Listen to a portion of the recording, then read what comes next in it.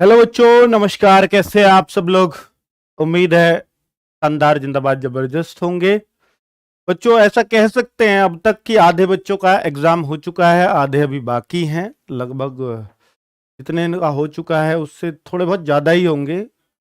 एक दिन यानी अब तक 7 8 दिन एग्जाम हो चुका है, शायद 9 दिन और बच रहा है टोटल। तो 46% मैं यहाँ भी देख रहा हूँ कि जिनका एग्जाम हो चुका है वो 46% है, और 54% वो लोग हैं इस वीडियो पर जिनका एग्जाम नहीं हुआ है। जबकि मैंने साफ लिख दिया है कि वीडियो सिर्फ वही देखें जिनका एग्जाम हो चुका है। पता नहीं वो लोग अपना टाइम वेस्ट क्यों करते हैं, जिनका एग्जाम नहीं हुआ और वो क्यों आ रहे हैं यहाँ पर। उनके मतलब का ये वीडियो बिल्कुल भी नहीं है। नहीं देखेंगे तो बढ़िया ही रहेंगे। प्लीज अपना पढ़ाई कर लीजिए, आपके काम का नहीं है। काम का होगा तो आप इस क्लब को तब शामिल हो जाइए, इस वीडियो को तब देख लीजिए जब आपका एग्जाम हो जाए। ठीक है, चलिए। तो मैं क्या कहने वाला हूं बच्चों, ये क्या आपका एग्जाम हो चुका है? अगर हो चुका है तो बच्चों एक गूगल फॉर्म प्लीज भर दीजिएगा। उससे क्या होगा मैं उसका कारण भी बता देता हूं। गूगल फॉर्म में मैंने आप लोगों से भरवाया है, आपका नाम होगा, कैटेगरी क्या है, जेंडर मेल फीमेल। सर अभी तो मेरे को मार्क्स ही नहीं पता, मैं क्या गूगल फॉर्म भरूंगा? मैं बता रहा हूं बच्चों। तो मेल फीमेल कैटेगरी भर दीजिए। एग्जाम डेट इसमें से चूज कर लेंगे, डेट सारी लिख दी है हमने यहाँ पर। एग्जाम डेट का 2 बार आ गए, कोई बात नहीं। एग्जाम शिफ्ट यहाँ पर चूज कर लिए 1 2 3 4। अटेम्प्ट आपने कितना किया, मेनली हम इसको जानना चाह रहे हैं कि आपने अटेम्प्ट कितना किया। ये तो शायद सभी को पता है, हर कोई यही बोल रहा है चिल्ला चिल्ला कि मैंने इतना अटेम्प्ट किया है। दूसरा, श्योर करेक्ट क्वेश्चंस कितने हैं, यानी जितने पे आप श्योर हैं सिर्फ वो बताइए। मेरे ख्याल से जो मैथ करके आ रहा है बच्चा, जो रीजनिंग करके आ रहा है, जो हिंदी करके आ रहा है, वो सब शॉर्ट शॉर्ट है। एक आध हिंदी या रीजनिंग में ऐसा हो सकता है, मैंने एक आध तुक्का लगा दिया हो, है ना। बाकी तो मैथ्स में तो यार पता ही होता है। तो कुल मिलाकर के मैथ रीजनिंग हिंदी में वो अपना कैलकुलेटर कर सकता है, और जीएस में भी वो सोच सकता है कि यार इतने मेरे को बिल्कुल पक्के याद करे हुए मिले थे। तो मैं उस तरह से एक एक्सपेक्टेशंस जानना चाह रहा हूं, एक एक्सपेक्टेड श्योर करेक्शन का, यानी श्योर करेक्ट का, कि आपका इतना तो पक्का ही करेक्ट है मेरा। वो आप इसमें डाल देंगे तो हम ये जान लेंगे कितने लोग अटेम्प्ट जो कर रहे हैं कि वो कितने तुक्के लगा रहे हैं, और उस तुक्के का कितना बड़ा नुकसान और कितना बड़ा इंपैक्ट उस मेरिट पर पड़ने वाला है जो आपकी लगने वाली है बच्चों। और देखना, आज जो बच्चा ये कह रहा है कि 76 अटेम्प्ट करके आया हूँ, 75 अटेम्प्ट करके आया हूँ, 78 अटेम्प्ट करके आया हूँ, ये हो सकता है बाद में यूं पछताए कि मैंने इतना अटेम्प्ट क्यों किया, है ना। क्योंकि पेपर ऐसा नहीं है कि आसान नहीं आ रहा। देखिए बहुत सारे बच्चे मेरे को ऐसे मिले जो यहाँ पर भी 145 स्कोर करते थे और वहाँ भी 76 अटेम्प्ट करके आ रहे हैं, यहाँ 145 या टॉप 10 में भी नाम आया है। तो उनका समझ आता है यार, 76 अटेम्प्ट ठीक है, हो सकता है कर दिए हों बच्चे ने। लेकिन जो बच्चा यहाँ पर कभी 120 से ऊपर नहीं पहुंचा और वो मेरे को बोलता है कि सर मैं 76 अटेम्प्ट करके आया हूं, तो मैं कह रहा हूं कि बच्चों इतना परिवर्तन तेरे अंदर नहीं आ सकता, तो जरूर भाई नेगेटिव मार्किंग में बहुत नीचे आएगा। इस चीज से बचने के लिए मैं लगातार बोलता रहा हूं, तो प्लीज इस चीज से आप लोग भी बचिएगा। ठीक है, तो ये गूगल फॉर्म है, उसका लिंक मैंने आपको दिला दिया है, पिन कमेंट में दिख रहा होगा आपको। इसको प्लीज भर दीजिए। कल फिर डेटा लेकर के आऊंगा, कल सबको ये बताऊंगा कितने लोगों ने कितना तुक्का लगा रहे हैं। जो लोग घबरा रहे हैं ना कि सर मेरा दोस्त तो 70 अटेम्प्ट करके आया, मेरा 75 अटेम्प्ट करके आया, मेरा दोस्त 68 अटेम्प्ट करके आया है, जो लोग, ये जो लड़कियां ऐसे डर रही हैं ना, उनको डरने की जरूरत नहीं है। हो सकता है आप 63 वाली उससे बहुत बेहतर रह जाओ जो 75 अटेम्प्ट करके आ रही है, क्योंकि उस 75 वाली के बहुत नीचे जाएंगे अगर बहुत सारी गलतियां हो गई होंगी तो। और आपने 63 हो सकता है अपने शॉर्ट शॉर्ट वाले ही किए हों, तो आप 63 वाले को 75 वाले से डरने की जरूरत नहीं है अभी। मैं इसलिए वीडियो लेके आया हूं बच्चों, तो प्लीज आप अपना इसमें डेटा जरूर भरें। और मैं आपको इसके फायदे भी बता रहा हूं कि ज्यादा अटेम्प्ट करने वालों का की एक पोल खुलेगी, और वो खुलनी चाहिए टाइम से, उस टाइम से खुलने के फायदे बता रहा हूं। ठीक है, कि ज्यादा अटेम्प्ट कर रहे हो और खुश हो रहे हो तो दिक्कत होगी। ये बच्चों मैं बता रहा हूं तो कुछ अर्थ ही होगा इस बात का, बहुत सारा अनुभव लेके बता रहा हूं। ठीक है, तो एक कट ऑफ का सटीक अनुमान आंसर की, देखिए सबसे सटीक अनुमान कब लगता है, जब आपकी आंसर किया जाती है आपके मार्क्स पता लग जाते हैं कि सर मैं इतना करके आया, मैं इतना करके आया, मैं इतना करके आया।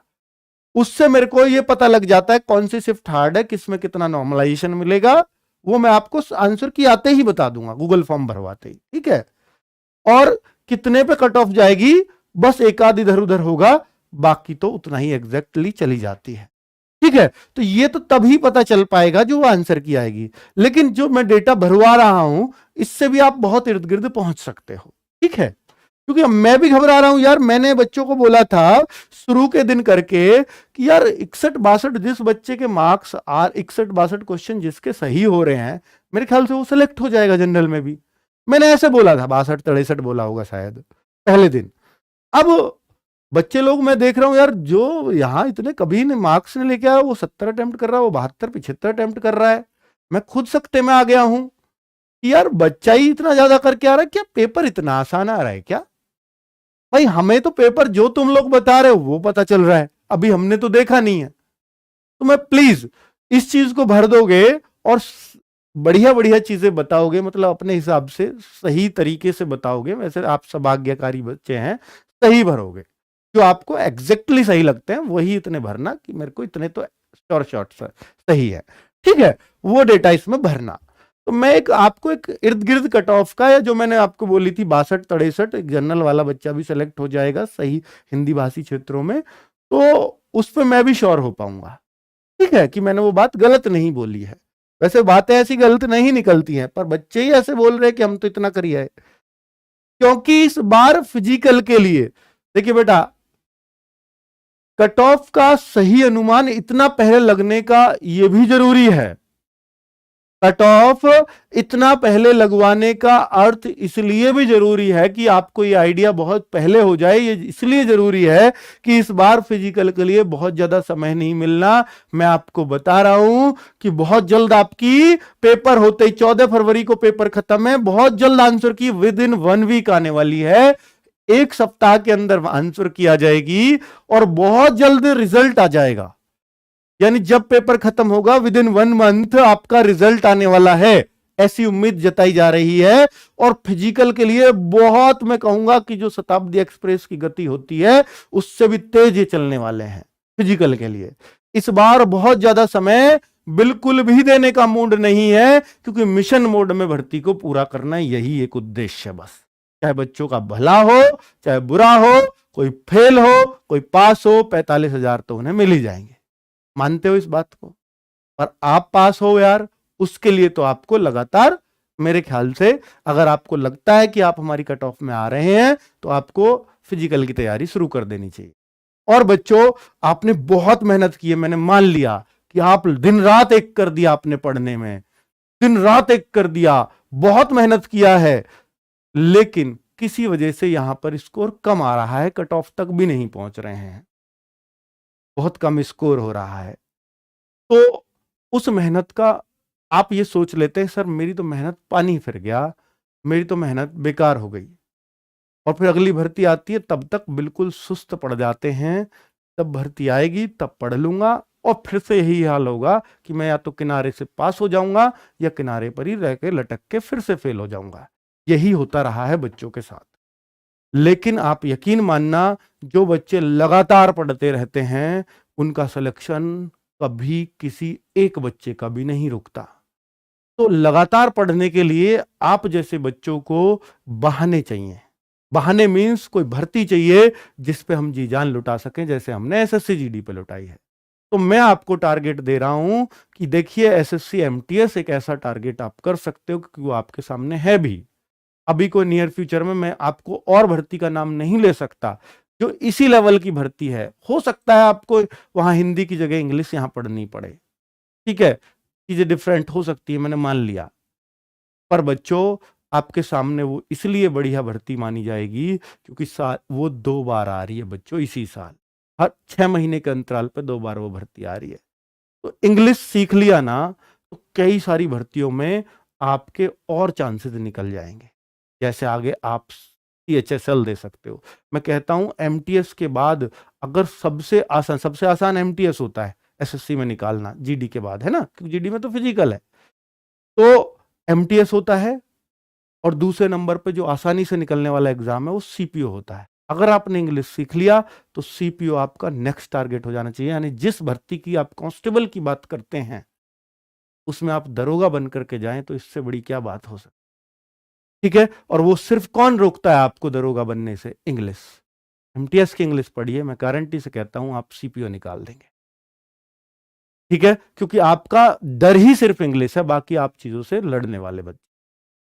तो प्लीज इंग्लिश को इतना हवा ना बनाएं। मैं गारंटी से यह भी कह सकता हूं कि अगर आपने मैथ्स को जितना भी समय दिया है, अगर उससे आधा समय भी इंग्लिश को डेडिकेटेड होकर के दे दो तो इंग्लिश आपको ज्यादा मार्क्स दिलाएगी हमेशा मैथ्स से। ठीक है, पर उससे लगातार हम डरते हैं कि ये तो मैंने पढ़ी ही नहीं है, ये तो मेरी समझ ही नहीं आ रही। ग्रामर से शुरू करो, आपको समझ भी आएगी, आपको मजा भी आएगा। चलिए, तो बच्चों ये आपको एक गाइडलाइन देनी थी। बाकी मैं आपसे कहना चाहूंगा कि फिजिकल के लिए अगर आप कट ऑफ में क्लियर हो जाते हैं तो आप दौड़ना थोड़ा थोड़ा शुरू कर दीजिए, वरना अगर फिजिकल से फेल हुए तो आपको बहुत ज्यादा दुख होगा और ये कहोगे इससे तो पहले ही फेल हो जाता तो कम से कम दूसरी भर्ती की तैयारी कर लेता, अब तो मेरे पास वो चांस भी नहीं है। ठीक है, तो अगर आप फिजिकल की कट क्लियर कर जाओ तो वो पास होना ही चाहिए। उसके लिए जरूरी है कि आप साथ के साथ थोड़ा सा रनिंग स्टार्ट कर दीजिएगा। बहुत ज्यादा मत करिए पर थोड़ा थोड़ा कर दीजिएगा, क्योंकि बहुत ज्यादा टाइम मिलेगा नहीं। नमस्कार, धन्यवाद।